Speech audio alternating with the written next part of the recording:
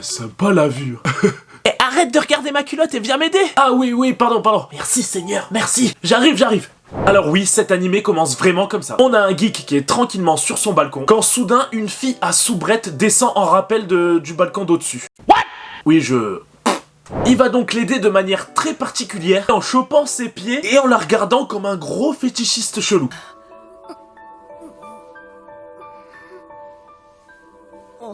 C'est de toute beauté. Et la suite est encore plus chelou.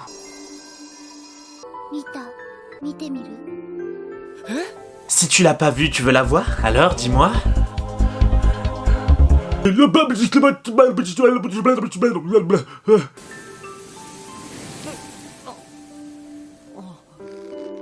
Bon, à part si elle s'est volée, je vois qu'une seule solution pour disparaître aussi vite.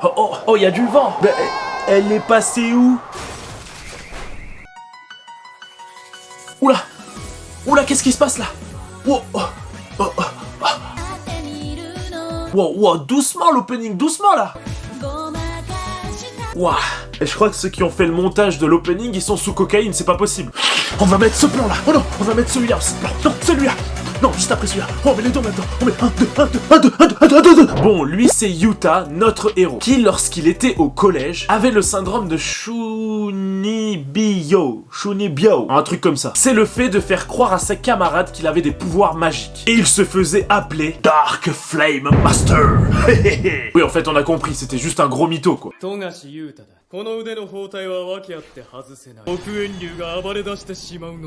Ouais, il faisait vraiment ce genre de truc. Voici les élèves, votre nouveau camarade. Allez, viens, tu peux te présenter.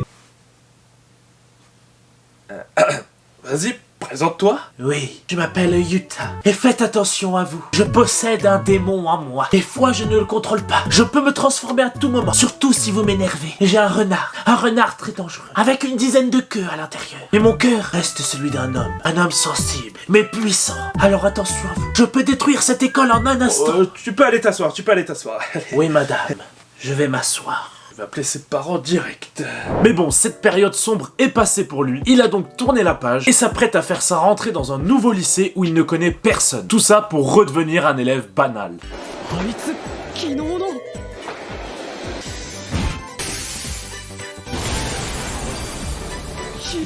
Hein? Non mais, il est con ou quoi? Mais forcément que ça s'est ouvert, c'est les portes automatiques du métro. S'il voit cette vidéo...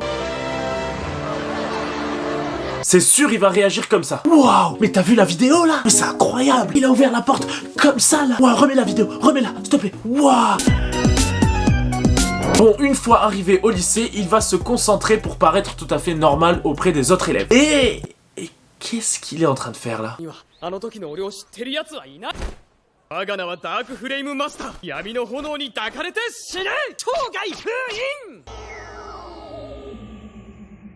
Ah bah très bien, très bonne idée, oui. Le mec veut être discret et il crie toute sa vie sur le balcon de l'école. Et après il va être surpris quand il va se faire cramer dès le premier épisode. Bon du coup, en criant sur ce balcon, il se débarrasse psychologiquement de son alter ego de tard l'époque et il retourne en classe pépouze. Et il va même se faire des potes, il va s'intégrer comme un élève normal. Quand soudain, la fille chelou, nommée Rika, qu'il a croisée à plusieurs reprises, notamment c'est elle qui a soi-disant ouvert les portes du métro, et ben elle débarque car elle aussi est dans sa classe.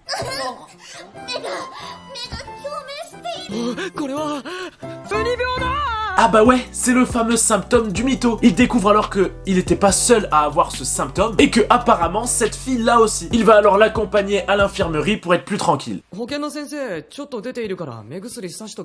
Ah ok, les élèves ils sont vraiment en roue libre dans cette école. Y a pas d'infirmière donc c'est lui l'infirmier maintenant. Vas-y, bon, sers-toi des médocs hein. Bon bah je crois que l'infirmière n'est pas là. Mais t'inquiète pas, je gère. Alors qu'est-ce qu'il faut quand on a mal à l'œil un médicament. Ah je sais, je vais te donner un Doliprane. C'est ce que font tout le temps les infirmières, non? Ok. Ramasse, mais je crois qu'il y a pas de Doliprane. Ah bah tiens, y a ça, tiens, goûte. Je pense que c'est pareil, ça a la même forme. Et il y a écrit pour cheval, attention. Qu'est-ce que ça peut bien vouloir dire?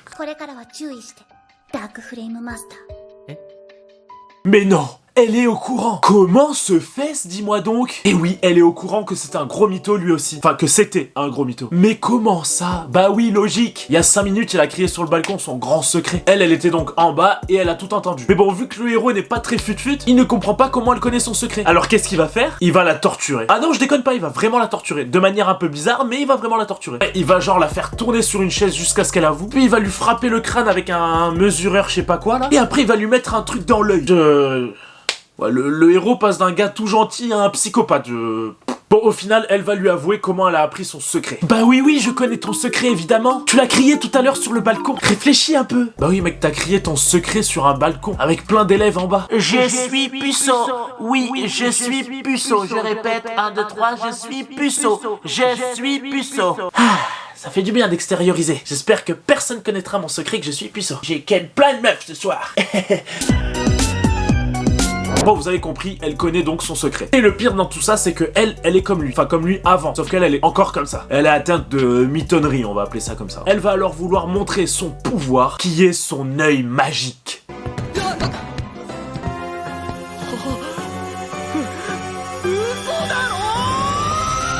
Oh mon dieu, mais c'est incroyable. Mais qu'est-ce que t'as dans l'œil? Ah, c'est quoi?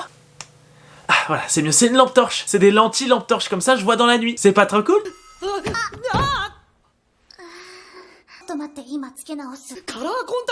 Eh oui, la mitonnerie ne s'arrêtera jamais. Elle mentait bien donc pour son œil. Elle avait donc juste une lentille lumineuse. Vu l'intensité de la lumière de la lentille, à mon avis, elle doit pas être loin d'être aveugle maintenant. C'est comme si on mettait le flash du téléphone dans l'œil non-stop. Pardon. J'ai l'impression cet animé à chaque seconde, il peut vriller et partir en entaille. Bon allez, passons. Ensuite, il va lui mettre quelques gouttes dans les yeux. Piou piou, tout va bien, tout est guéri. Et ils retournent ensemble en cours. Et à la fin des cours, miracle, les autres élèves proposent à notre héros de sortir. Il est hyper heureux, mais le souci c'est que ce n'est pas du goût de Rika. Et oui, elle va dire à la prof qu'elle a un peu peur et qu'elle connaît pas trop la ville. Et qu'elle veut que notre héros la raccompagne chez elle, parce qu'ils sont voisins. Du coup, c'est sur sa route quoi. Et du coup, la prof, elle va dire il faut que notre héros la raccompagne quoi. Donc elle va gentiment obliger notre héros à la raccompagner chez elle et annuler sa soirée avec les autres élèves. Ouais, elle a l'air très casse-cou. Mais madame, elle est en train de mentir, elle peut rentrer toute seule, elle a déjà fait plein de fois. Non, tu vas l'accompagner. Regarde sa pauvre tête, tu vas pas la laisser seule quand même. S'il te plaît. Bon, ok, parce que vraiment elle fait de la peine là. Ils vont donc rentrer ensemble et donc faire plus ample connaissance. Rika va même découvrir la famille de Yuta.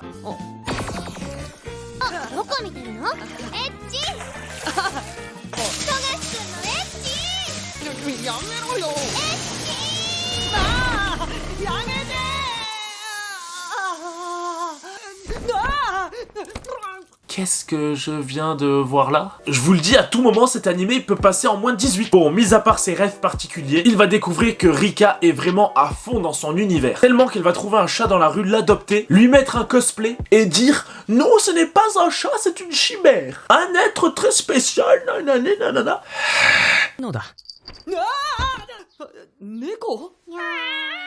Miaou.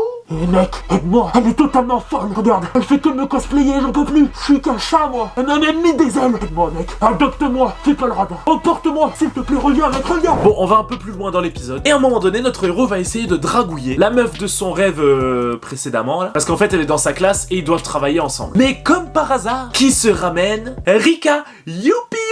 Et cette fois-ci, elle se déguise en infirmière pour s'infiltrer dans l'infirmerie et voler des médocs pour son chat. Ouais, je pense que l'espérance de vie du chat avec elle est très limitée, hein, parce que avec tout ce qu'elle est en train de voler dans le placard, limite on a l'impression qu'elle remplace les croquettes par les médicaments. Et je pense aussi que c'est pas uniquement pour son chat, vu comment elle est loin.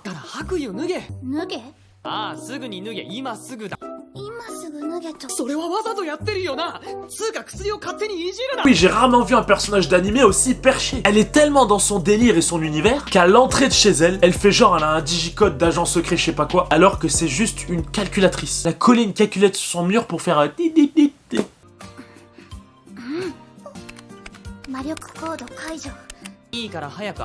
Attendez, mon appartement est ultra protégé, faut que je fasse des manips avant. C'est un appareil de la CIA, il faut que je rentre mon code. Non mais arrête, on voit que c'est une Switch là. Et en plus c'est toi qui fais les bruits à la bouche. Maintenant il y a la reconnaissance faciale. Mais là aussi on voit que ça existe pas la reconnaissance faciale sur la Switch. Mais qu'est-ce que t'es en train de faire? Bonjour. C'est bien vous pouvez rentrer. Vous avez vu? Non mais là on voit bien que c'est totalement cramé, que c'est toi qui fais tous les bruits à la bouche. Super technologique. Allez, venez chez moi. Oh, et puis vas-y. Mais en allant chez elle, notre héros va découvrir la pire ennemie de Rika. Un personnage prêt à tout pour déjouer ses plans. Sa grande sœur. 誰の猫だ機密核兵器閉鎖放射線防御壁注水 Oula, il se passe quoi là? 総員脱出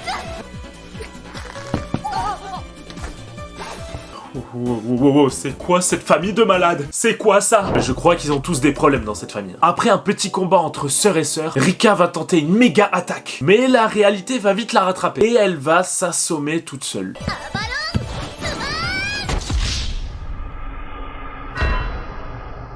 Puis après une bonne sieste, elle se réveille et s'enfuit. Et elle est très vite rattrapée par notre héros et une autre camarade de classe. Et Rika va leur expliquer plein de trucs. Encore des trucs de perché, genre que sa sœur c'est une grande prêtresse de haut niveau et qui peut détruire pas mal de choses, etc. Enfin je ne sais quoi. Oui, elle part encore dans ses délires.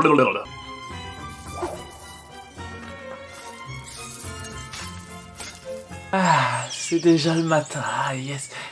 Regarde. Oh non, elle m'a encore attaché. Ah, je vais la détruire cette gamine. Reviens, où est-ce que t'es? Détache-moi de suite. Ah, j'en peux plus de celle-là. Allez.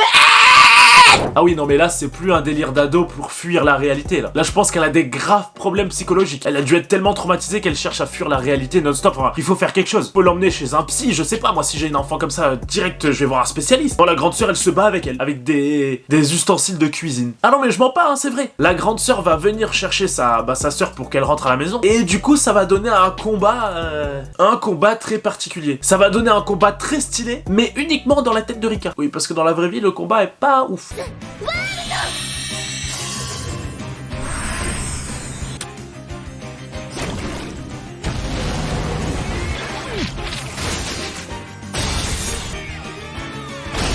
Oui, c'est exactement ce que je disais. Donc là, faut pas oublier que tout ça, c'est dans sa tête. Donc je pense que d'un point de vue extérieur, c'est moins badass. Attention, j'active mon Zhao Shingan. Aïe. Je pose ça là. Sting. Zhao Shingan, action. Et tu n'es pas prête avec ma méga épée. Oh, je peux pas regarder ça plus longtemps. Je me casse.